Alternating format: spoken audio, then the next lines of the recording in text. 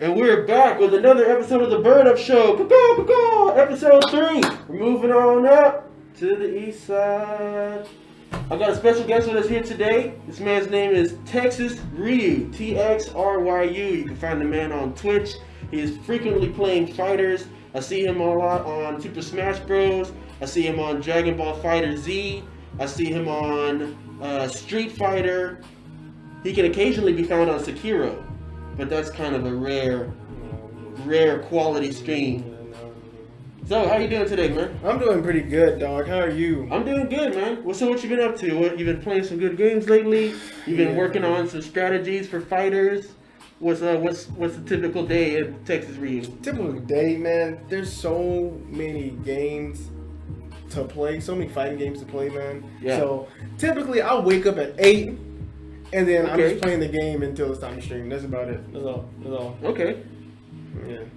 So you play the game so you can get in the right mindset for the stream and continue on in that fighting mode, or you just do it just because it's just fun to play games? Well, it's a little, it's kind of an addiction. Mm-hmm. Honestly, I wish I was doing something else, but sometimes you just got to, right? Yeah. And you got all these people. If you're gonna be a fighting game streamer, whatever, you gotta be at a certain level because you can't have boys clowning you. You know what I mean? Yeah, so, I understand. So most of this is just staying fresh for the most part. You know what I mean? Mm-hmm. Yeah. So not trying to go too crazy, not trying to be the best or anything, but I gotta be at acceptable threshold. You know what I mean? Right. Yeah. I mean, with the name TXSRYU, you expect a certain level of competency with fighting games. Exactly. So tell us about what did it take to get to this level. Nobody just starts off as a pro or as a great fighter. Everybody just button mashes at first. Mm-hmm. What does it take to get from button mashing beginning to competent and understanding the mechanics, countering, reading your enemy? Okay. So first of all, for me, I had a teacher, so I didn't start playing fighting games like to get good per se until 2017. Mm-hmm. I had a homie there who told me, he was like, "Hey, you're doing this wrong." He was like, because I would just get online because I learned all the moves and now it's time to get online, right? Okay, yeah. That's the natural next step, I thought. But he was like, "No, you need to go to the lab," and I was like, "No, I'm gonna go and smack these kids up." Mm-hmm. And of course that didn't happen. He was like, "Go to the lab," and he taught me some stuff, and he just taught me the fundamentals, So one of the biggest ones. This applies to every fighting game you play ever. Okay. Don't chase somebody. You're just gonna run into their fist. That's what I say. That's what he says. That's what everybody says. So if you want to get good, of course you gotta find a game that really suits you. Mm-hmm. So I like to play a whole bunch of games because I'm okay with being above average, but not up there. I'm okay. I'm cool with that. That's my goal, to just be competent. So if you want to get at least to that level, all you got to do is play multiple games because there's like subtle differences in each one of them. But once you learn those subtle differences, the things that are common for each of those games, they just click more in your mind. You're just like, oh, I know what this is because I've seen it in this game, that game, this game, and it just all comes together. You become one with the fighting game, you know what I mean? Yeah, but I can understand that. Yeah, definitely. It's just mostly all I can say is practice. Okay. Practice and knowing what to practice. Practice and game diversity. Yes. I would say game diversity is an especially good trait, not only for fighters, but really any competitive games, shooters, esports, stuff like that. Because as you play other games, you learn the timing and the tactics used in other games. Definitely. And most likely your opponent plays other games too. Definitely. So you're not only just playing the mechanics that are built into what you're using right now, you're playing the mindset of someone who's played all of these games. Definitely. So yeah, that sounds pretty fun. Yeah, bro. Definitely. Let's see. I've also seen you playing some music on your stream lately too. Oh yeah, How is that going, man? Okay, well. And what all do you play? So, you talking about instrument wise? Sure. So instrument wise, competently, I only play bass and trombone, really, honestly. Okay. But so my dad, like one side of my family is just musicians, right? So. Like I said, I'm average at pretty much I'm average at guitar and piano and other stuff, but I'm just not, I'm not up there. Yeah. So like, so when I'm making music on the stream, really it's just, I want to make it like, usually it's just like joke music, right? Like what happened in the stream that day, like, oh, somebody rage quitted, so I'll just make a little, he rage quitted, something like that. But when I'm like, when I'm like really trying to make something for like a reason or just because I'm like feeling in that mood, usually I play rock because that's just like the type of music I like, and it's easier for me because I have the instruments, like I like lo-fi and all that hip hop stuff, but I haven't tried it because my dad makes hip hop music. He has like the little drum machine and all that good stuff. Yeah, but I just don't. It's not really. I'm not comfortable with it. Like I'll try it, and I may make something cool, but it's just like by accident. Like I'm just grasping at straws in the dark. But if something cool happens, So is it easier to be creative with rock music? Yeah, definitely. Yeah, because I just know what to do basically. I know how to feel my way around and write. But for like rap music, I'm just like, bro, does it sound good or am I like, I don't know. Like, but yeah, that's about it. Yeah. Are your 808s hitting right? Yeah, exactly. See, I don't even know what an 808 is, right? Because I don't. I mean, it's a type of bass, I believe. Right. Yeah. So I'm just like, I don't really know what that stuff is. I don't know what it's like that deep reverberating bass. Oh, okay, that's what it is? That make your shit vibrate bass. Oh, okay. Yeah. Okay, see, yeah. So yeah, I've heard people say 404 with 808s. I'm just like, yeah, dog. Yeah, bro, I know what that is. Sure, bro, sure. That's right. Straight up, doo-doo. Yeah, but yeah. Okay, so we're about to breach the cusp of a new generation of consoles. Oh yeah. With this new generation of consoles, are you aware of any fighting games that are coming to these? Like, what's going to be the next push that they're going to introduce in these fighting games? For fighting games, I really don't. There's really not. No one said anything. Nothing that's announced for currently. Yeah, but what I think is Guilty Gear Strive. Guilty Gear Strive was supposed to been coming out like I want to say September-ish, something like that.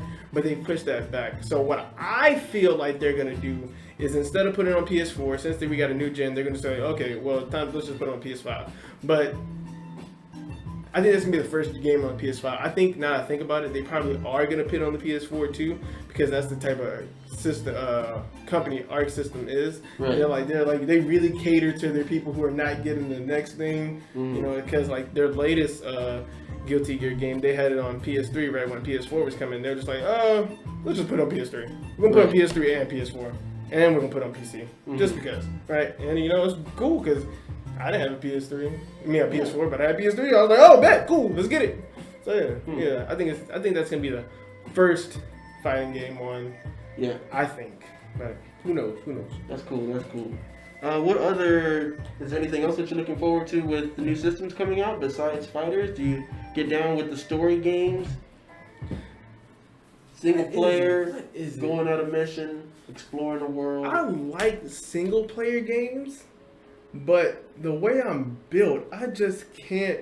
On stream, I can't continue. I can't stay focused because I don't know. Because it's either doing the story or talking to the people for the most part. Because if you're talking to everybody, then you're gonna miss some of the story, and that's true.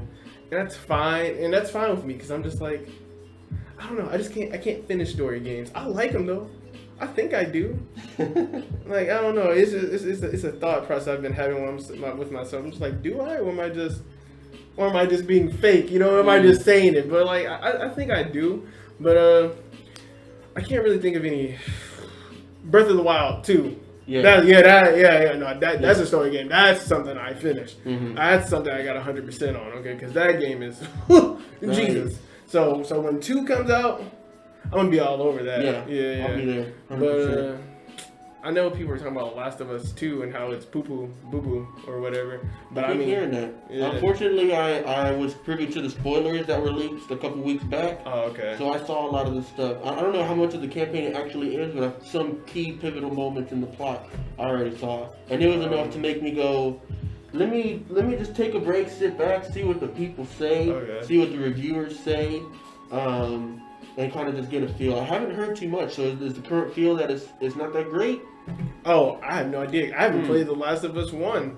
But I mean, I played like literally like 10 minutes of Last of Us 1, and I was like, oh, this game is tight. No, I didn't buy it because, as most people know me, they call me broke boy Tex because I don't like to spend. I don't really spend money on games like that. Like if it's not cheap, I'm not about it. Yeah. Now I have a PS4, so I could get one, but it's just like,